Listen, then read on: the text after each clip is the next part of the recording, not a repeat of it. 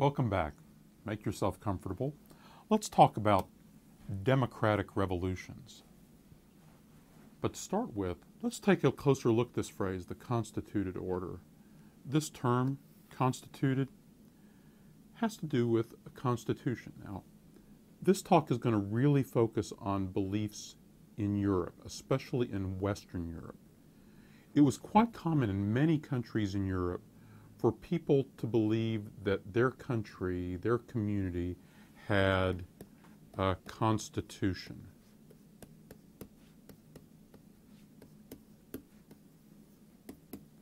But when they would talk about a constitution or a constituted order, they're not talking about the kind of constitution that Americans think of, a written document that formally lays down how the government should be organized. That's not what they mean by this term.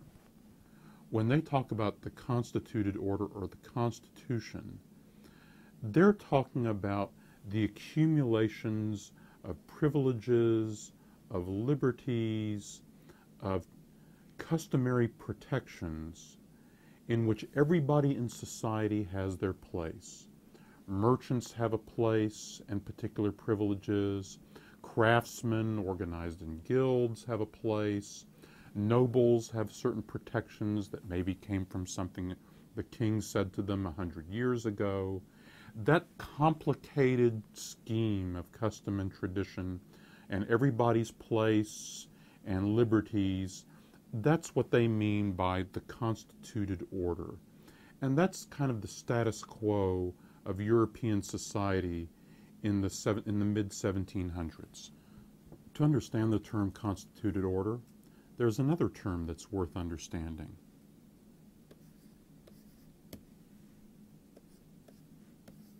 Despotism. Or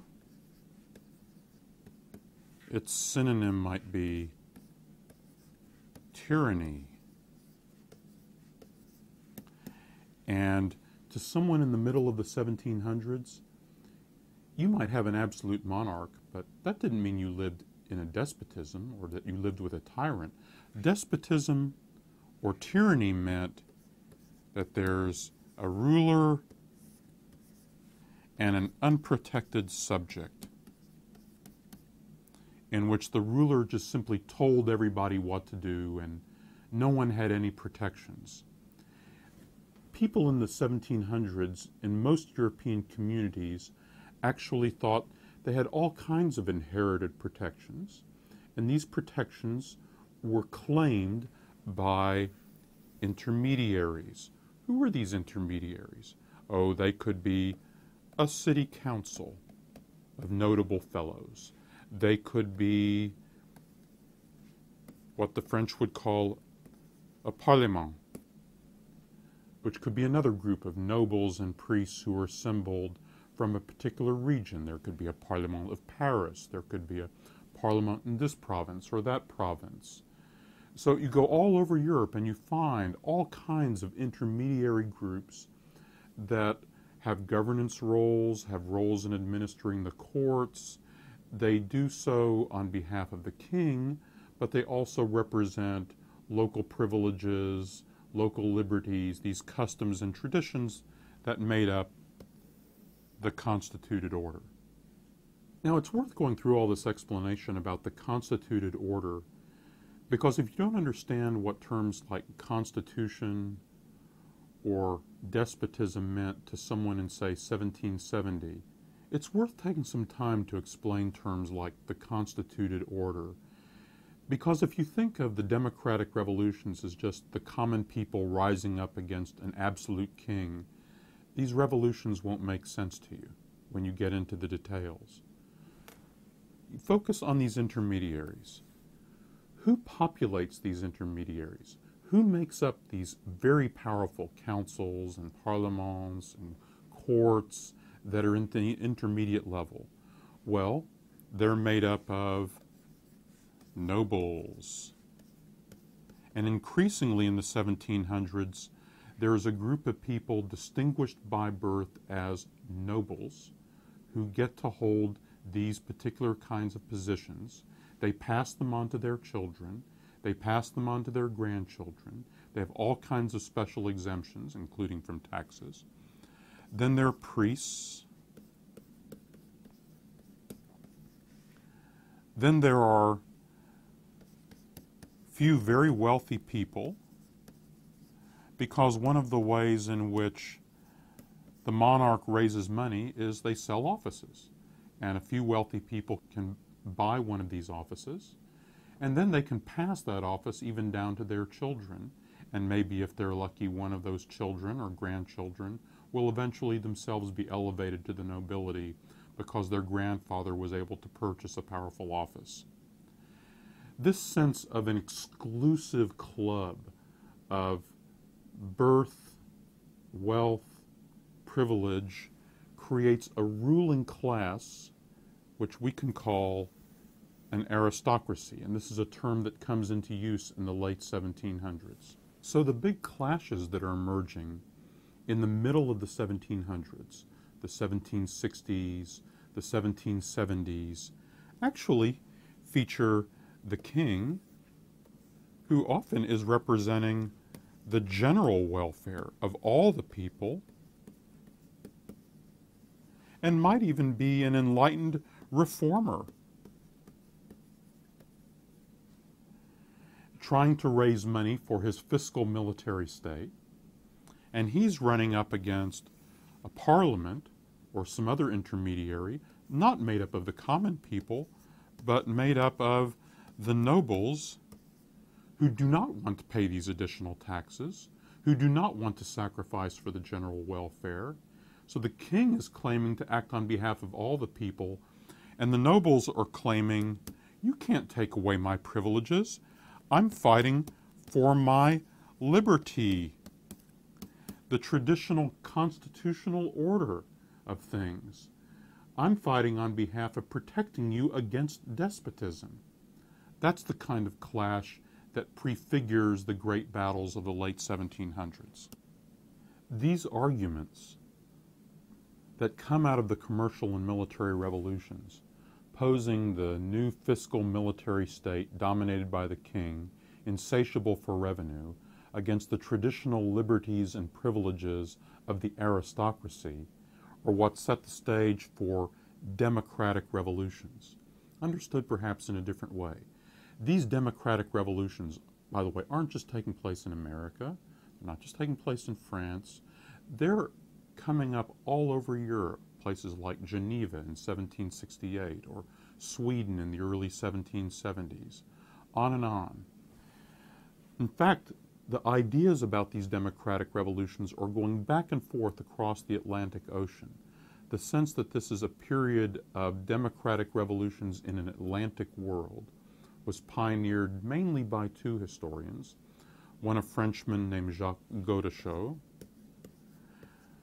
but especially an American historian at Princeton named Robert Palmer.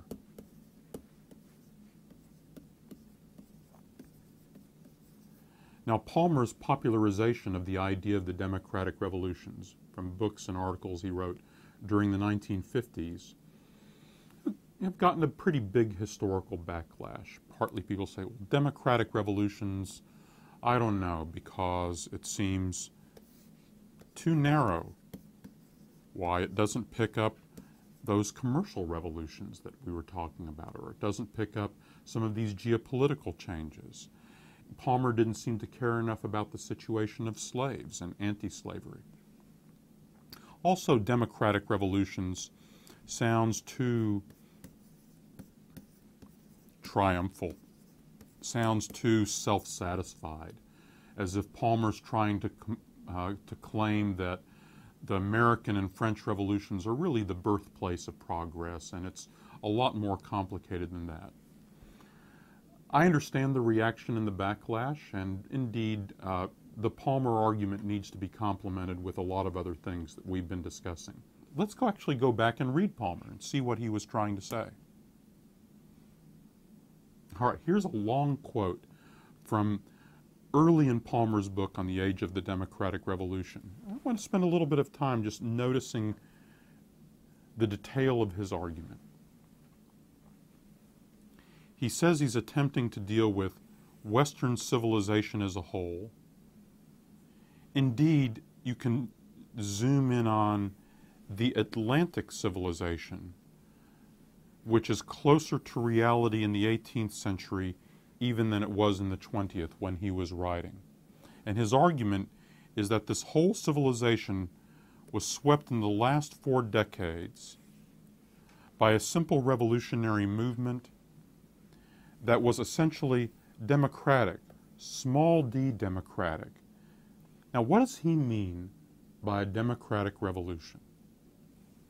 Not primarily the sense of a later day in which universal rights to vote become a chief criterion of democracy, nor that sense also of a later day in which both Soviet and Western type states would call themselves democratic.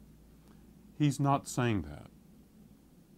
What he is saying is that between 1760 and 1800, there's an explosion of feeling for a kind of equality, a discomfort with older forms of social stratification and formal rank. In other words, a revolution against aristocracy.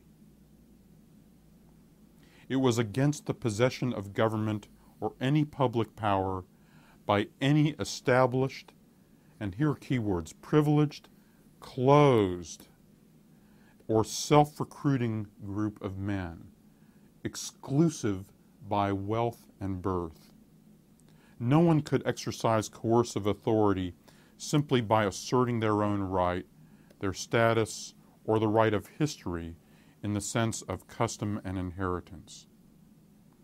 It emphasized in his terms the delegation of authority and the removability of officials, because in practice, none of the older institutions had recognized that.